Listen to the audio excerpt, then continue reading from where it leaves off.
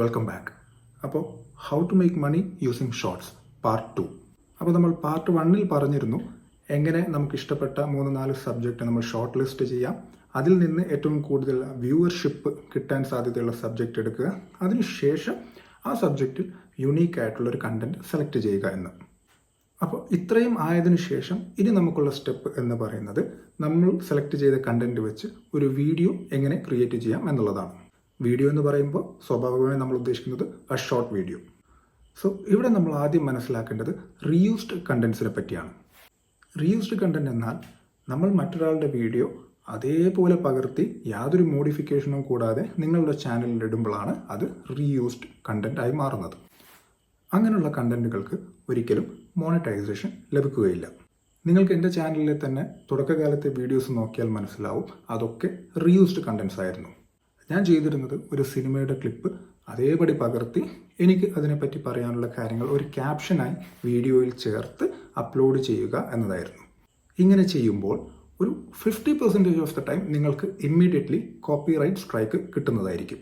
Copyright strike എന്ന് പറയുമ്പോൾ വീഡിയോയുടെ യഥാർത്ഥ അവകാശികൾ നിങ്ങളോട് പറയും ഇത് ഞങ്ങളുടെ കണ്ടന്റാണ്, നിങ്ങൾക്കിത് ഉപയോഗിക്കാൻ റൈറ്റ്സ് ഇല്ല എന്ന്. എന്നാൽ ബാക്കി 50% ഓഫ് ടൈം നിങ്ങൾ രക്ഷപ്പെടും. അങ്ങനെയാണ് എൻ്റെ ചാനലിൽ ഞാൻ തുടക്കത്തിൽ റീയൂസ്ഡ് കണ്ടന്റ്സ് മാത്രം ഇട്ടിരുന്നത്. സോ കോപ്പിറൈറ്റ് സ്ട്രൈക്സ് കിട്ടാതെ ഈ വീഡിയോസൊക്കെ അപ്ലോഡ് ആയപ്പോൾ ഞാൻ കരുതി ഇത് ആക്സെപ്റ്റബിൾ ആയിട്ടുള്ള വീഡിയോ ആയിരിക്കും, ഇതിൽ നിന്ന് ഭാവിയിൽ എനിക്ക് മോണിറ്റൈസേഷൻ കിട്ടും എന്ന്. അങ്ങനെ ഈ കണ്ടന്റ് വെച്ച് 1000 സബ്സ്ക്രൈബേഴ്സും 10 മില്യൺ ഷോർട്സ് വ്യൂസും കിട്ടിയ ഞാൻ നേരെ മോണിറ്റൈസേഷന് വേണ്ടി അപ്ലൈ ചെയ്തു. പക്ഷേ ഒരാഴ്ചയ്ക്ക് ശേഷം റിസൾട്ട് വന്നു, അവർ എൻ്റെ ആപ്ലിക്കേഷൻ റിജക്റ്റ് ചെയ്തു.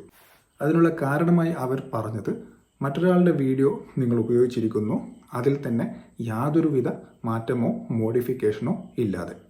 എന്നിട്ട് ഇതിനുള്ള പരിഹാരം അവർ തന്നെ നിർദ്ദേശിച്ചു. അതായത് നിങ്ങൾക്ക് മറ്റൊരാളുടെ വീഡിയോ എടുക്കാം, പക്ഷേ അതിൽ നിങ്ങൾ സിഗ്നിഫിക്കൻ്റ് ആയിട്ട് ഒരു ചേഞ്ച് വരുത്തണം. അതിൽ ഏറ്റവും നല്ല ചേഞ്ച്, ഇത് അവർ തന്നെ സജസ്റ്റ് ചെയ്താണ്, ഏറ്റവും നല്ല ചേഞ്ച് എന്താണെന്ന് വെച്ച് കഴിഞ്ഞാൽ ആ വീഡിയോയുടെ ശബ്ദം നിങ്ങൾ മ്യൂട്ട് ചെയ്ത് നിങ്ങളുടേതായിട്ടുള്ള ഒരു നരേഷൻ, അതായത് വോയിസ് ഓവർ ആ വീഡിയോക്ക് കൊടുത്താൽ അത് ആക്സെപ്റ്റബിൾ ആണെന്ന്. അങ്ങനെയാണ് ഞാൻ ക്യാപ്ഷനോടുകൂടി ഒരു വീഡിയോ, ഒരു മാറ്റവും ഇല്ലാതെ ക്യാപ്ഷൻ മാത്രം എഴുതി വീഡിയോ ഇടുന്ന പരിപാടി നിർത്തി വോയിസ് ഓവറോടുകൂടി വീഡിയോ ചെയ്യുന്ന തലത്തിലേക്ക് മാറിയത്.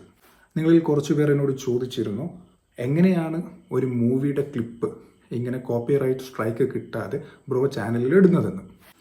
ഇപ്പോൾ നിങ്ങൾക്ക് അതിൻ്റെ ഉത്തരം മനസ്സിലായി കാണും എന്ന് വിചാരിക്കുന്നു. അപ്പോൾ ഒരു ഷോർട്സിന് വേണ്ടി കണ്ടന്റ് ക്രിയേറ്റ് ചെയ്യാൻ നിങ്ങൾക്ക് മറ്റൊരു വീഡിയോ ഉപയോഗിക്കാം, പക്ഷേ അതിൽ നിങ്ങളൊരു സിഗ്നിഫിക്കൻറ്റ് ചേഞ്ച് വരുത്തിയിരിക്കണം. അതിൽ ഏറ്റവും എളുപ്പം വഴി എന്ന് പറയുന്നത് ആ വീഡിയോയുടെ ശബ്ദം കംപ്ലീറ്റ്ലി മ്യൂട്ട് ചെയ്ത ശേഷം നിങ്ങളുടെ നരേഷൻ കൊടുക്കുക എന്നുള്ളതാണ്.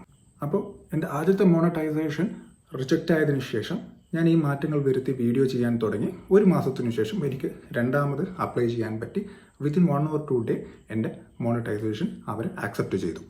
സോ നിങ്ങൾ വീഡിയോ ചെയ്യുമ്പോൾ ആ വീഡിയോയിൽ ഒറിജിനലി ഉള്ള ഓഡിയോ യൂസ് ചെയ്യാതിരിക്കുക, എന്നിട്ട് നിങ്ങളുടെ സ്വന്തം ഒരു നരേഷൻ ആ വീഡിയോയ്ക്ക് കൊടുക്കുക. ഇങ്ങനെയാണ് നമ്മൾ മോണിറ്റൈസേഷന് ആക്സെപ്റ്റബിൾ ആയിട്ടുള്ള രീതിയിൽ ഷോർട്സ് വീഡിയോ സിമ്പിളായി ക്രിയേറ്റ് ചെയ്യുന്നത്.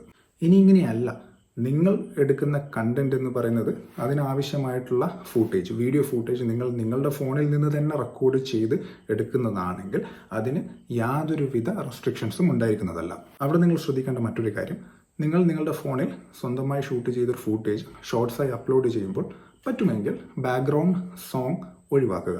കാരണം ബാക്ക്ഗ്രൗണ്ട് സോങ് ആഡ് ചെയ്ത് കഴിഞ്ഞാൽ നിങ്ങളുടെ വീഡിയോസും ഏതെങ്കിലും ഒരു കാലം മോണിറ്റൈസ് ആയി കഴിഞ്ഞു കഴിഞ്ഞാൽ അതിൻ്റെ ഒരു പെർസെൻറ്റേജ് ഈ സോങ് ക്രിയേറ്റേഴ്സിനും പോകുന്നതായിരിക്കും. അതായത് നിങ്ങൾക്ക് എൻ്റെ വീഡിയോ ശ്രദ്ധിച്ചാൽ അറിയാം, ഞാൻ നരേഷൻ കൊടുക്കുന്ന വീഡിയോസിലൊന്നും തന്നെ ബാക്ക്ഗ്രൗണ്ട് സോങ്സ് ഇല്ല. കാരണം എനിക്ക് മോണിറ്റൈസേഷനായി ഇപ്പോൾ എനിക്ക് കിട്ടുന്ന പൈസയിൽ നിന്ന്, ആ വീഡിയോയ്ക്ക് കിട്ടുന്ന വ്യൂസിന് കിട്ടുന്ന പൈസയിൽ നിന്ന് ഒരു ഷെയറും മറ്റൊരു ക്രിയേറ്റേഴ്സിനും പോകുന്നില്ല. എന്നാൽ ഈ 1 മിനിറ്റിൽ താഴെയുള്ള ഷോർട്സ് വീഡിയോയിൽ ഞാൻ ഏതെങ്കിലും തരത്തിലുള്ള മ്യൂസിക് ആഡ് ചെയ്ത് കഴിഞ്ഞാൽ ഇതിൽ നിന്ന് കിട്ടുന്ന പൈസയുടെ ഒരു പെർസെൻറ്റേജ് അവർക്കായിരിക്കും പോകുന്നത്. അതുകൊണ്ട് വീഡിയോയ്ക്ക് ഒരു ബാക്ക്ഗ്രൗണ്ട് സോങ് കൊടുക്കുന്നത് ഒഴിവാക്കുന്നതായിരിക്കും നല്ലത്. ഇങ്ങനെയാണ് നമ്മൾ പ്രത്യേകിച്ച് വലിയ എഫേർട്സ് ഒന്നും കൂടാതെ തന്നെ ഷോർട്സിന് വേണ്ടി വീഡിയോസ് ക്രിയേറ്റ് ചെയ്യുന്നത്. ഇനി നമുക്ക് ബാക്കിയുള്ളത് നിങ്ങളുടെ വീഡിയോസ് അതിന് റീച്ച് ആയി കഴിഞ്ഞാൽ എത്ര സബ്സ്ക്രൈബേഴ്സ്, എത്ര വ്യൂ കൗണ്ട്, എന്താണ് അതിൻ്റെ ക്രൈറ്റീരിയ, എങ്ങനെയാണ് നമുക്ക് മോണിറ്റൈസേഷന് വേണ്ടി അപ്ലൈ ചെയ്യാൻ പറ്റുന്നത്, എന്താണ് അതിൻ്റെ സ്റ്റെപ്സ്, എത്ര ദിവസം എടുക്കും എന്നിങ്ങനെയുള്ള കാര്യങ്ങളാണ്. അത് നമുക്ക് പാർട്ട് 3-ൽ കാണാം.